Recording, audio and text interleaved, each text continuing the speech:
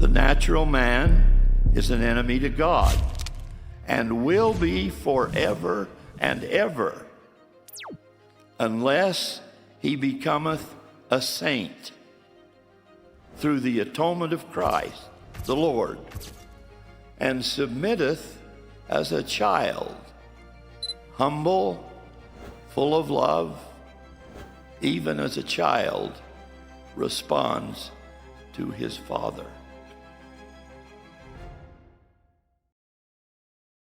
How is it that vain imagination and the pride of the children of men are the words that characterize the great and spacious building, so spiritually dead in Lehi's vision? Now, by contrast, is there anything sweeter, more pure, more humble than a child at prayer? It is as if heaven is in the room. God and Christ are so real, but for others, later on, the experience can become more superficial. As Elder Richard L. Evans quoted from similar pulpit 60 years ago, many of us profess to be Christians, yet we do not take him seriously. We respect him, but we don't follow him. We quote his sayings, but we don't live by them. We admire him, but we don't worship him.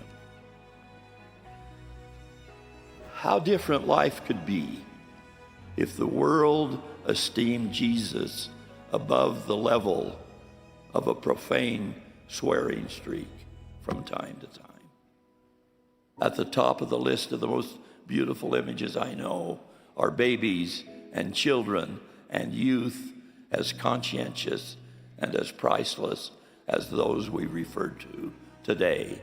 I testify that they are images of the kingdom of God flourishing on earth in all of its strength and beauty. In that same spirit of testimony, I bear witness that in his youth, Joseph Smith saw what he said he saw and conversed with those whom he said he spoke. I testify that a humble and pure Russell M. Nelson is God's ordained and gifted prophet and seer.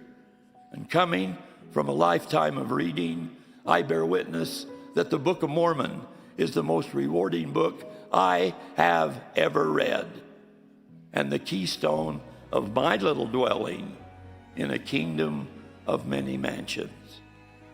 I bear witness that priesthood and prayer are restoring my life.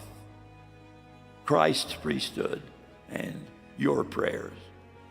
I know all of this to be true and bear witness of it in the name of the most loyal and humble of all God's sons, Alpha and Omega, the great I am, the crucified, the faithful witness, even the Lord Jesus Christ. Amen.